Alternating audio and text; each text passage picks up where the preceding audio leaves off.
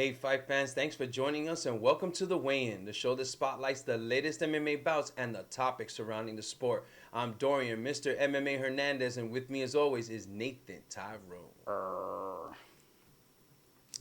Hey, and today we're going to bring to you UFC Fight Night Teixeira, St. Preux, that takes place Saturday, August 8th in Nashville, Tennessee. And man, this is a well-matched up card, and it's going to be a banger.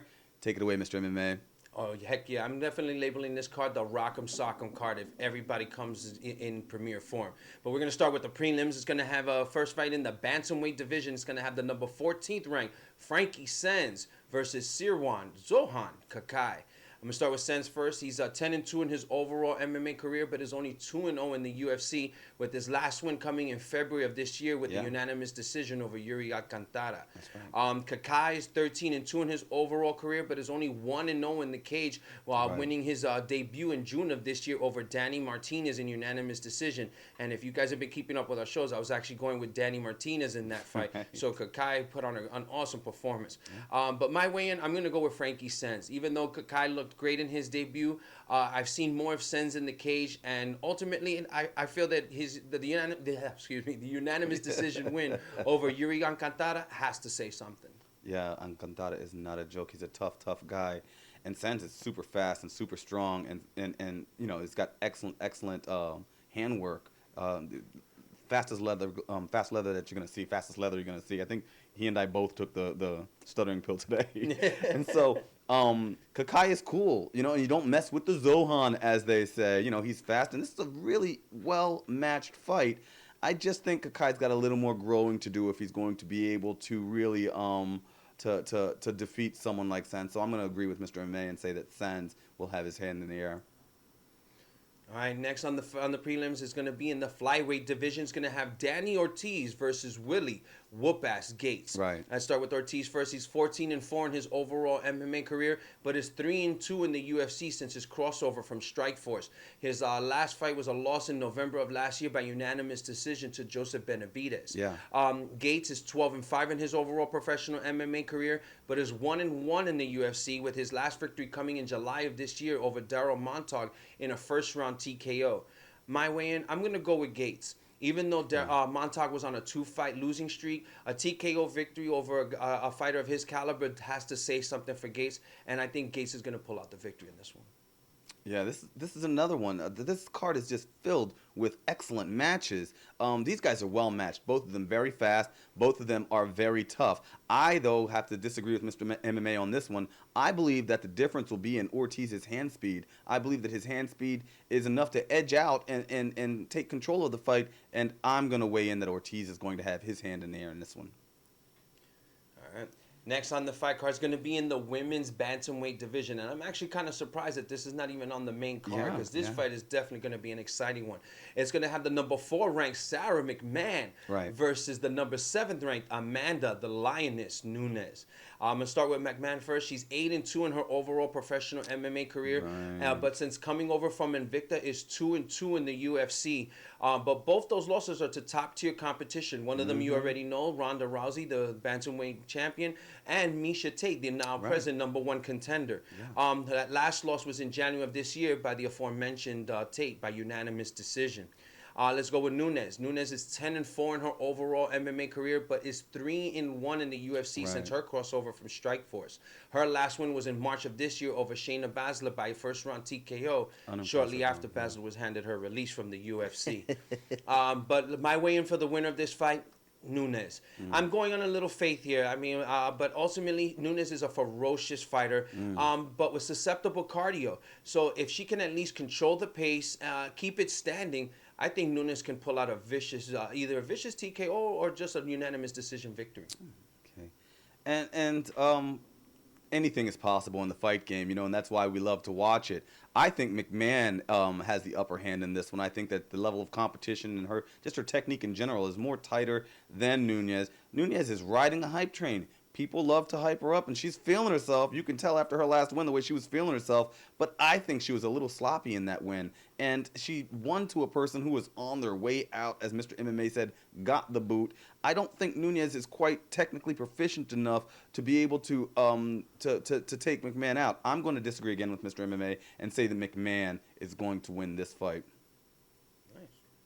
All right, next on is the main fight of the prelims, folks. It's going to have Uriah Primetime Hall versus Oluwale, the Holy War Angel, Bangbozi. And I apologize if I'm not, if I'm mispronouncing your name. Very difficult. But let's start with Uriah Hall first. Since his Ultimate Fighter 17 finale loss to Kelvin Gastelum, he has gone 3-2 in the UFC, with his last loss coming in May of this year by split decision to Rafael Natal. Bangbozi is 5-0 in his overall MMA career. All those wins by first-round TKO. He was the Ring of Combat middleweight champion, but he's ultimately making his UFC debut against Uriah Hall. He's actually the second short-notice opponent who took the call. Unfortunately, Mr. MMA didn't bother to get all his facts together to see who the people that bowed out, but we're only going to talk about the people that are relevant on this card. Banging them. So my way in, though, for both these fighters, and this is a stretch for me, I'm going to go with Bangbozi. I know that you've heard me say it time and time again, hunger cannot be measured, but if you look at this guy's record from his amateur career into his professional career, he's definitely handed you a measuring cup. And I feel that Hall hasn't making any unique or drastic, well, not to say drastic, but huge improvements in his striking. He's always been a cagey fighter, but he has shown me nothing new to show that he's actually elevated his game any. And I think that Bambozi is going to come in there to finish the fight and make an impressive UFC debut. Well, you heard it here first, kids. Bangbozi, that's a great name because this guy likes to bang. He likes to bang. He's a knockout artist. He's like the fucking Vincent Van Gogh of knocking people out. And, Hall, in my opinion, again, this is a card where I'm disagreeing with Mr. MMA, so either it's going to be a cold day in hell and I'm going to get all my stuff right, or I'm going to look really sad on fight night. But I'm going to disagree with Mr. MMA on this one. I think that Hall is actually showing some progress in his technique and his ability to keep concentrated, keep his head in the game during the fight, and not make the small mistakes that often lead to his downfall, or have in the past led to his downfall in a fight. Bangbozi, in my opinion, does not have as tight of a technique, though he has a hand that I would never wish to land anywhere near me. I think it is Hall's hand that will be in the air after this fight. Nice. All right, folks. That'll be the end of the prelims, and now on to our main card, with the first fight being in the flyweight division. It's going to have the number 14th ranked Ray, the Taz Mexican Devil, Borg versus Gene Herrera. Let's start with Borg first. 8-1 in his overall professional MMA career, but is 2-1 in the UFC. But 6 of those wins have been by submission, 1 by knockout. His last win in February of this year by submission. Herrera is 8-0 in his overall professional MMA career. 5 submissions, 1 knockout out of those 8. But he is making his UFC debut. That's right. My way in, both these guys are grapplers. And like you heard me say before, if hunger could only be measured, I'm going to have to go with the guy who's already at least eaten at the UFC table. I'm going with Borg for the victory. Yeah. This one I agree with Mr. MMA. I think that Borg looks vicious. Borg looks sweet on his feet. He's got a great ground game, super submissions. And, Herrera, I think this is going to be a notable step up in competition for him. I do not think he's been in a cage, and I know he's not been in the octagon with anyone quite of this skill set. So it's going to be, his debut, and Lord knows I hope he makes a good showing of it, but I do not think he's going to be able to pull it off, and I'm going to weigh in with Borg for the victory as well. All right, fight fans. Next is in the middleweight division. It's going to have Chris Camozzi versus Tom Kong Watson. I'm going to start with Camozzi first. He was on a 4-fight winning streak from 2012 to 2013 until he fought Jacare Souza and had that winning streak snapped. He then went on a 4-fight losing streak and was released by the UFC. Won 2 to 3 times on the regional scene and was brought back for a short notice fight against the aforementioned Jacare Souza. He is now riding a 5-fight losing streak. Let's go with Watson. 17-8 in his overall professional MMA career, but in the cage is only 2-4. Right. With his last loss coming in January of this year by unanimous decision to Rafael Natal. Yeah. My weigh-in, I'm going to have to go with Camozzi. And I'm going to label this fight officially a pink slip fight. The loser is going to get released. But with the 2-inch height advantage and the 3-inch reach, and Camozzi has pretty much good to decent footwork, this is basically his fight to win boringly. Ooh.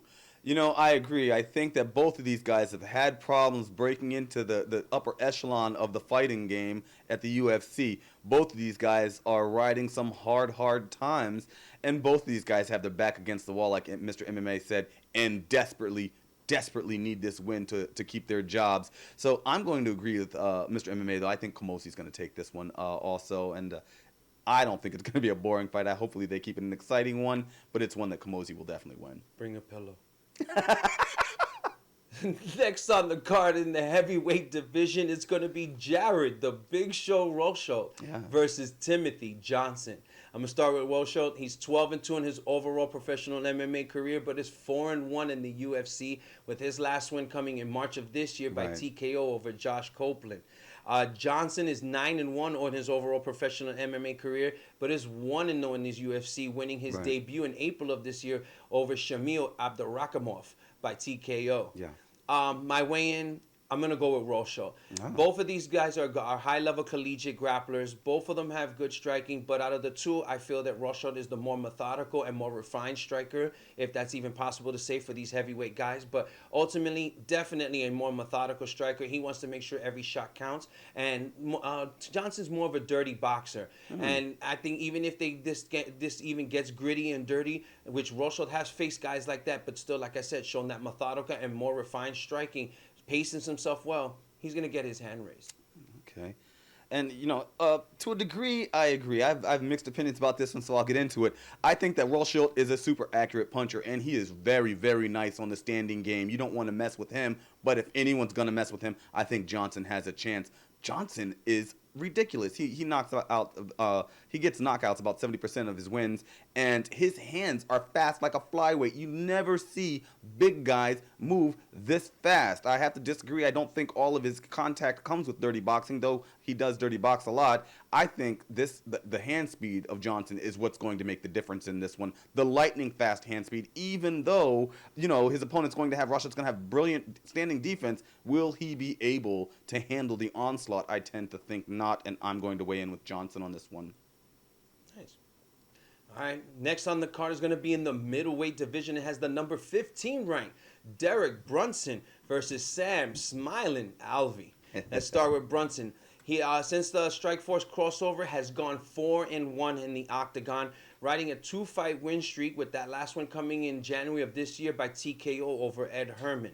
But let's also talk, he only has 3 losses in his whole professional MMA career, and they have been only to top-tier talent. Kendall Grove, Yoel Romero, and Jacare Souza.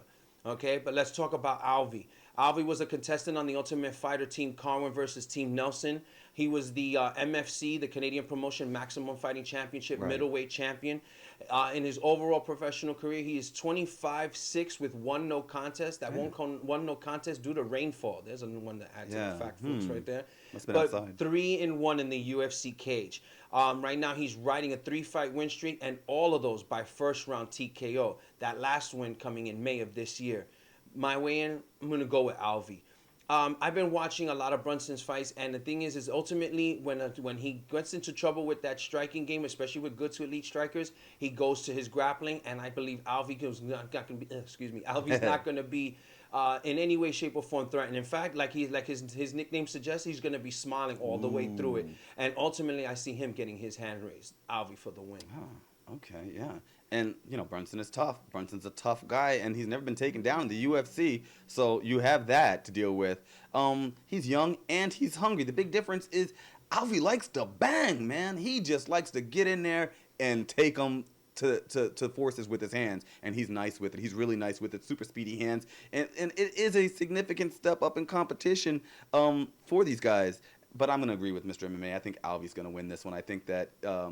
you know, his skill sets will just outshine the competition in this one.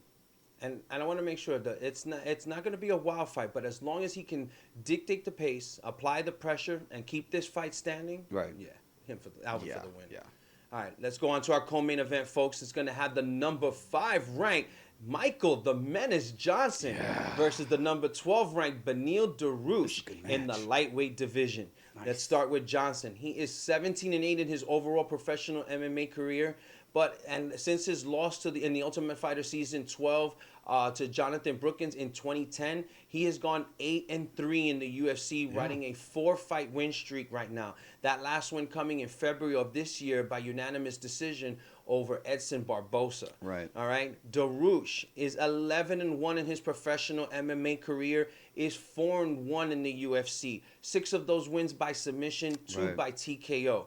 Okay, and he's also presently riding a 4-fight winning streak. My weigh-in on this one, I'm going with Dariush. Yeah. He's been impressing the heck out of me, and no matter what, we cannot kid ourselves. Johnson, even though he's in the sport of mixed martial arts, to me, he's still a very one-dimensional fighter. I need to keep the fight standing and as much as possible and never take it to the ground, unless he actually feels that the other guy, he has a better grappling pedigree, but that has never been true. More than anything, he's only shown me improvement in his footwork and his takedown defense, but Dariush's grappling pedigree, and he's already shown that he can hang with good to elite strikers, is going to be basically a wet T-shirt for Michael Johnson. I would not be surprised if Dariush wins this by submission. Well, mark this down, kids. I don't think this has ever happened. I'm going to disagree with Mr. MMA again. Let's not forget, not only did Johnson beat Edson Barbosa, he beat Joe Lozon, he beat Gleison Tibau, he beat Melvin Gillard, and this is all within the last few years since 2013. Those are very notable wins. Very notable wins. No finishes. Yeah, but still notable wins. And Dariush, again, great grappler, and he's gonna need to take this to the ground. In my opinion, that might be his winning grace. If he's able to take it to the ground and control it, he may have a winning grace. But I just think that Johnson's got his head in the game. He's faced competitors that are no stop till you drop competitors like Joe Lozon, and I think he's going to bring that mentality into this fight, and I think that Johnson ultimately will have his hand in the air. All right, folks, and on to our main event of the evening. It's going to be in the light heavyweight division. It has the number 4 ranked Glover Teixeira versus the number 6 ranked Ovince St. Preux. Let's start with Teixeira. He's 22-4 in his overall professional MMA career, but is 5-2 in the UFC cage.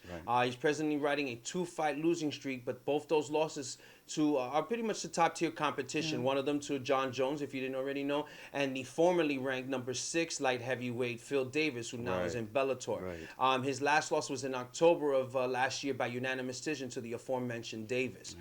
St. Preux is 18-6 in his overall professional MMA career, but is 6-1 in the UFC cage since coming over from Strikeforce. 5 of those 6 were all finishes, okay? 4 TKOs, 1 submission. My weigh-in for this fight, I'm going to go with St. Preux. I think it's the younger lion versus an older lion. And the younger lion has a better fight IQ than the older. Teixeira has always shown that he's just like Johnson, one of those one-dimensional fighters. I'm only good with my hands, so let me learn everything and do everything that just keeps me on my stand-up. Ovince St. Preux can take this fight wherever it goes, whether it be on the ground or whether it be on the standing. But what I like about him on the standing is that he's willing to throw kicks as well as punches, mix it up with his striking. 100%. And Teixeira is going to pretty much come at you as a boxer. That's right. So ultimately, I see St. Preux getting his hand raised, and I will not be remotely surprised if it happens to come by TKO. Yeah, and I don't think Teixeira is going to come at him like a boxer, because that would imply some kind of high-end pugilistic skill. I would say just a striker, a slugger. His pugilism is not as tight as would be required to be a boxer, in my opinion. Teixeira's had a hard break. It took him a long time to get his visa to come to the UFC. 7 years. Yeah, and during that time, he was at the height of his career, the height of his fame in Brazil, the height of his fame in MMA, really. And when he came to the UFC, he did so, in my opinion, a bit unimpressively. I was not impressed with his debut and have not really been impressed with him. I was never impressed with Mr. Wonderful Phil Davis, so the win over him was not impressive to me either. I think Phil Davis is a hype train all into himself. Now, St. Preux has been developing. He has been developing nicely ever since his debut. You've seen him grow almost leaps and bounds to a certain degree. I mean, not so much in some fights, but normally you'll see leaps and bounds from St. Preux in terms of his progress. This man is going to be a contender, and he is not to be taken lightly. And I agree with Mr. MMA. I think that St. Preux is going to take this one. I think that St. Preux is going to take anything left out of the steam that Teixeira has. I mean, if you look at Teixeira from when he first joined the UFC to now, he looks so much older. What is he, aging in fucking dog years? I don't know. He does not look the same spry, hungry fighter. He looks a bit exhausted and tired in the soul. Almost like an old version of JDS. Absolutely. So, yeah, I think that definitely St. Preux is going to take this fight. All right, fight fans. Well, those are our picks for UFC Fight Night Teixeira versus St. Preux. Let us know what you think, and hit me up on Twitter at the Weigh-In MMA. I'm Mr. MMA as always, and I definitely get back to you guys. I always tweet during the fights and post the results. Yeah. But let me know what you guys think and check us out. Absolutely. And we really appreciate you guys tuning in to us. We really do. Thanks for all your support. We are growing, and we have a lot of plans in terms of production for you guys. So you guys stay tuned, because this whole show is going to be revamped, and we're going to try to knock you out with the little upper echelon of talk pretty soon. So thanks for joining us, and we'll see you next time on the Weigh-In.